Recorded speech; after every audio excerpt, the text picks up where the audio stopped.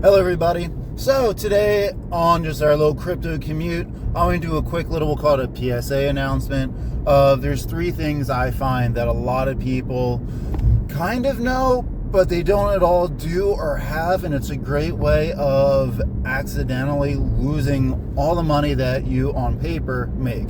And what I mean by on paper is, it's in the exchange, or you see the price of your crypto go up, and then at some point from where it's at its highest, that does not get into your bank account, or you pull it out and it comes into fruition for whatever it is that you want it to end up to being. And though we can go a lot more than three things, there are three big ones I want to talk about very briefly today. You've probably heard of them, but I don't know if anyone has stressed to you why they're actually important. And again, I can go in more details in larger videos about this, but let's get into these three things.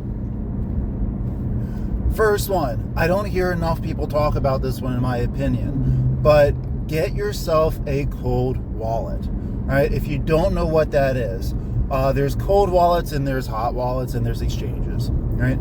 Most people keep a lot of their money on exchanges like Coinbase, Binance, etc., BitGo. A lot of people then also keep their money on what we'll call hard wallets or centralized wallets. MetaMask, Phantom.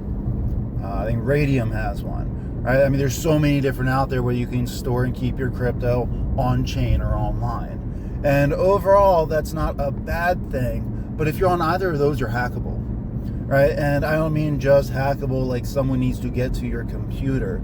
There has been large influencers, large companies. I've personally known a few people. I've seen people wrecked in Discords and on Twitter from just clicking a link that they didn't realize was malware.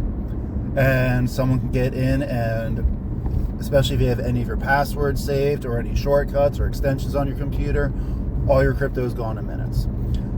Not to mention, during the bull run, if you haven't been in one before, when prices go freaking crazy because people constantly buy and sell, a lot of the large exchanges like Coinbase, for example, will drop a lot, just from the influx of people coming and trying to use it, to where you can't necessarily buy or sell. Or geez, last cycle I saw several times just a little ellipsis, like little ...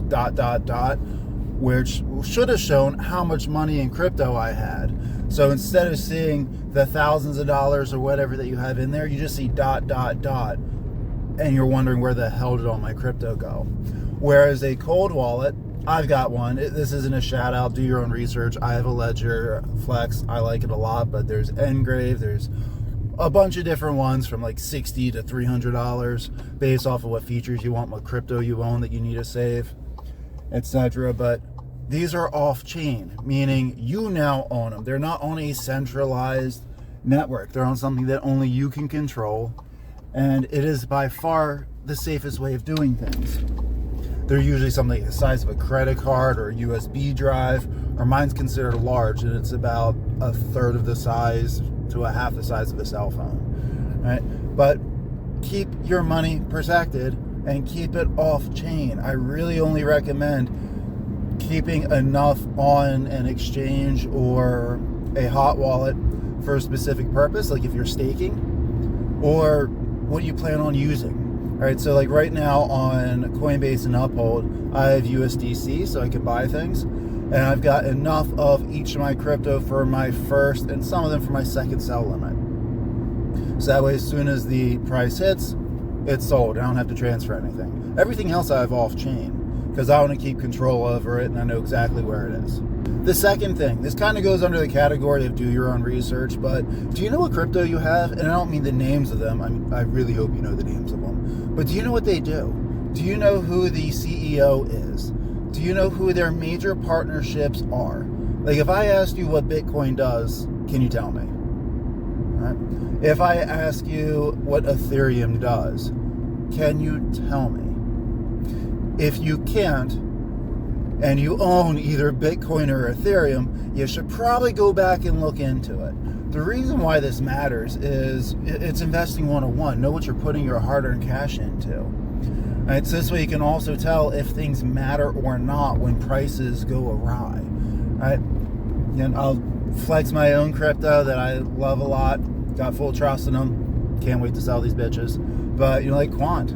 I can tell you, Gilbert Veridian, I can tell you its main thing is interoperability. I can tell you what interoperability is, the transfer on the back end of banking and payment access, where it can communicate with or help communicate between different blockchains and non-blockchain technology, essentially help us get what we have as our standard fiat currency, dollars, euro, etc., put into a bank account, and instantaneously it can convert into anything else I want. Right? And that's one thing that it does, right? But can you explain what your crypto is?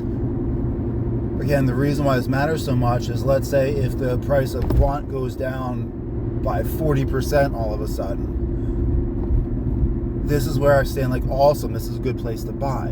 Where if I didn't know what my crypto was, I didn't really believe in it because I don't know what it does, who's behind it, what its purpose is, I would start panicking and probably sell or ask everybody else for confirmation bias of, hey, is this still a good crypto to have?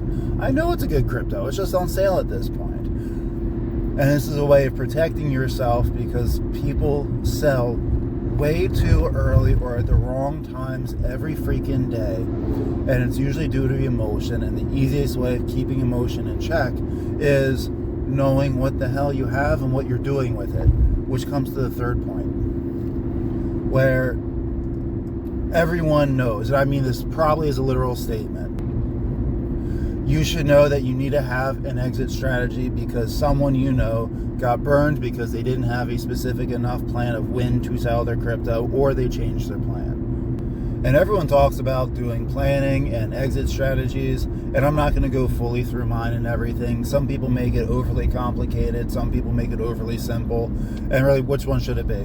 Whatever the hell works for you. Do you understand it? Can you do it? Will you stick to it? Right? Like for me, I've got a couple different Excel sheets. For every crypto that I buy, I look at what price do I want to get into it? What price do I think, what price prediction? How high do I think it's going to go? Where do I want to sell everything at?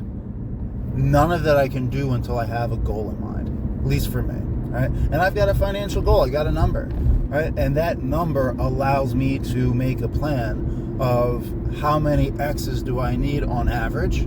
For me, is about 8.5 X overall. And I'm not going to get on every crypto, right? Quant, I might get 3 to 4 X on, right? hbar at this point, probably another 3 to 6 X on. Whereas things like Illuvium, I could get a 10 to 20 X plus on that one. ASM, I could get a 20 to 30 X on that one. But they're not going to be nearly as reliable as the large caps, which I can much more confidently say, yeah, Ondo's going to 5X pretty confidently. hbar is going to do another 3 to 5X pretty confidently. So I can use where I bought the crypto, where I think the price is going to be, to dictate when do I have to sell to hit my price goal. And as I add more money into the market, I'm not increasing my goal. I'm actually able to decrease the sell limits that I need, so I can get the hell out sooner. I have it set so that way it's roughly 70, I think it's like 73% of my crypto right now needs to hit my sell limits for me to hit my goal, which means I still have 28% that if I hit my first 2 to 3 sell limits on every crypto, I've achieved my goal. And then I got a little play money to try to do a little bit more. But I think everything should be purposeful. And the old adage or cliche, failing to have a plan is planning to fail, I really think that gets a lot of people. And I don't want you guys to be one of the many that sees your portfolio 10x. And then you're like, oh, well, all right, 10x, maybe I can get another 2x on it. And you got too greedy and it falls apart because you didn't have a plan or stuck to it. Or you end up taking a picture or something, posting it on Twitter, and like, look how much money I made. But then someone's able to use that picture, just saw enough digits, got your wallet and hacks you, right? And again, not trying to fearmonger, but I've heard that happen before. So in all reality, guys, the title was a little bit of a joke, but also I do mean it very seriously, right? Protect yourself. Do what you need to protect your wealth, your money, so you can come out of this well without any surprises. Right? Again, guys, let me know what you think. Is there any other major things you would put into this category to make sure that you do? Do you think I overblew any of this? Let me know your opinions down below, guys. I'll talk to you again soon. Peace.